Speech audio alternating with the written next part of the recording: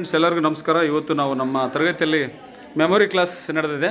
ಈ ಮೆಮೊರಿ ಬಗ್ಗೆ ನಮ್ಮ ಸ್ಟೂಡೆಂಟ್ ಒಬ್ಬನು ಒಂದು ಮೆಥಡನ್ನು ಎಕ್ಸ್ಪ್ಲೇನ್ ಮಾಡ್ತಾನೆ. ಹೇಳಪ್ಪ. ನನ್ನ ಹೆಸರು ಏನಂದ್ರೆ ಆಸಿಫ್. ಮತ್ತೇನಂದ್ರೆ ನಾವು ಗೌರ್ಮೆಂಟ್ BEd ಕಾಲೇಜಿಂದ ಚಿತ್ರದುರ್ಗ. ಮತ್ತೇನಂದ್ರೆ ನಾವು ಇವತ್ತು ತರಗತಿಯಲ್ಲಿ ಏನಂದ್ರೆ ನಿಮ್ಯಾನಿಕ್ಸ್ ಎಂಬ ಒಂದು ವಿಧಾನದ ಬಗ್ಗೆ ತಿಳ್ಕೊಳ್ಳೋಣ. ನಿಮ್ಯಾನಿಕ್ಸ್ ವಿಧಾನದಲ್ಲಿ ನಾವು ಒಂದು ಕೋಡ್ ಮೂಲಕ ಏನಂದ್ರೆ ನ್ಯಾಷನಲ್ ಪಾರ್ಕ್ ಗಳ ಬಗ್ಗೆ ತಿಳಿದುಕೊಳ್ಳೋದು. ಈ ನ್ಯಾಷನಲ್ ಪಾರ್ಕ್ ಗಳಲ್ಲಿ ಅಂದ್ರೆ ನಮ್ಮ ಭಾರತದಲ್ಲಿ ಅತಿ ಹೆಚ್ಚು ನ್ಯಾಷನಲ್ ಪಾರ್ಕ್ ಗಳಿವೆ. ಈ ನ್ಯಾಷನಲ್ ಪಾರ್ಕ್ ಗಳಲ್ಲಿ ಯುನೆಸ್ಕೋ ಪಟ್ಟಿಗೆ ಯಾರಂದ್ರೆ ಈ ಪ್ಯಾರಿಸ್ ನಲ್ಲಿರುವಂತ ಯುನೆಸ್ಕೋ ಎಂಬ ಕೇಂದ್ರ ಕಚೇರಿಯ ಯುನೆಸ್ಕೋದವರು ಏನ್ ಮಾಡಿದಾರಂತೆ, ನಮ್ಮ ರಾಜ್ಯದಲ್ಲಿ ಅಂದ್ರೆ ಭಾರತ ದೇಶದಲ್ಲಿ 6 ಒಂದು ನ್ಯಾಷನಲ್ ಪಾರ್ಕ್ ಗಳನ್ನ ಯುನೆಸ್ಕೋ ಪಟ್ಟಿಗೆ ಸೇರಿಸಲಾಗಿದೆ. ಅದರಲ್ಲಿ ಏನಂದ್ರೆ ಮೊದಲನೇದಾಗಿ ನಾವು ಕೋಡ್ ಏನಂದ್ರೆ ಸುನಂದ ಕಾಕಿ ಗ್ರೇಟ್ ಮಾ ಅಂತ ಹೇಳ್ತೀವಿ.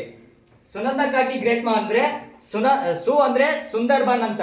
ಈ ಸುಂದರ್ಬನ್ ಎಂಬುದು ಏನಂದ್ರೆ ಪಶ್ಚಿಮ ಬಂಗಾಳದಲ್ಲಿದೆ. ಮತ್ತೆ ನಂದಾ ಅಂದ್ರೆ ನಂದಾದೇವಿ. ಈ ನಂದಾದೇವಿ ಉತ್ತರಾಖಂಡ ರಾಜ್ಯದಲ್ಲಿದೆ. ಅದೇ ರೀತಿ ಕಾ ಅಂದ್ರೆ ಕಾಜಿರಂಗ ರಾಷ್ಟ್ರೀಯ ಉದ್ಯಾನವು ಕೂಡ ಏನಂದ್ರೆ ಉತ್ತರಾಖಂಡದಲ್ಲಿದೆ. ಮತ್ತೆ ಕಿಯೋಲಾಡಿಯಾ ರಾಷ್ಟ್ರೀಯ ಉದ್ಯಾನ, ಈ ಕಿಯೋಲಾಡಿಯಾ ರಾಷ್ಟ್ರೀಯ ಉದ್ಯಾನ ಎಲ್ಲಿದೆ ಅಂದ್ರೆ ರಾಜಸ್ಥಾನದಲ್ಲಿದೆ. ಇದು ಏನಂದ್ರೆ ಪಕ್ಷಿಗಳಿಗೆ ಅತ್ಯಂತ ಪ್ರಸಿದ್ಧವಾದ ಒಂದು ರಾಷ್ಟ್ರೀಯ ಉದ್ಯಾನವಾಗಿದೆ. ಮತ್ತೆ ಗ್ರೇಟ್ ಅಂದ್ರೆ ಗ್ರೇಟ್ ಹಿಮಾಲಯ. ಈ ಗ್ರೇಟ್ ಹಿಮಾಲಯ ಎಲ್ಲಿದೆ ಅಂದ್ರೆ ಜಮ್ಮು ಕಾಶ್ಮೀರ. ಇತ್ತೀಚೆಗೆ ಏನಂದ್ರೆ ಕೇಂದ್ರಾಡಳಿತ ಪ್ರದೇಶನಾಗಿ ಆಯ್ಕೆ ಮಾಡಿದಂತ ಜಮ್ಮು ಕಾಶ್ಮೀರ ಒಂದು ರಾಜ್ಯದಲ್ಲಿ ಗ್ರೇಟ್ ಹಿಮಾಲಯ ಎಂಬ ಒಂದು ರಾಷ್ಟ್ರೀಯ ಉದ್ಯಾನವಿದೆ. ಮತ್ತೆ ಅದೇ ರೀತಿಯಾಗಿ ಮಾ ಅಂದ್ರೆ ಮಾನಸ ಎಂಬುದಂದ್ರೆ ಆಸಾಂನಲ್ಲಿದೆ. ಇಲ್ಲೇ ಮಾನಸ ಎಂಬುದರಲ್ಲಿ ಏನಂದ್ರೆ ಡ್ರೋನ್ ಮೂಲಕ ಏನ್ ಮಾಡ್ತಾರೆ ಅಂದ್ರೆ ಪ್ರಾಣಿಗಳ ಒಂದು ಅಧ್ಯಯನಕ್ಕೋಸ್ಕರ ಡ್ರೋನ್ ಅನ್ನ ಮೊದಲ ಬಾರಿಗೆ ಇಲ್ಲಿ ಬಳಕೆ ಮಾಡಲಾಗಿದೆ. ಓಕೆ, ಇದು ಎಲ್ಲ ಕಾಂಪಿಟೇಟಿವ್ ಎಕ್ಸಾಮ್ಸ್ಗೂ ಬರುತ್ತೆ ಈ ಕ್ವಶನ್.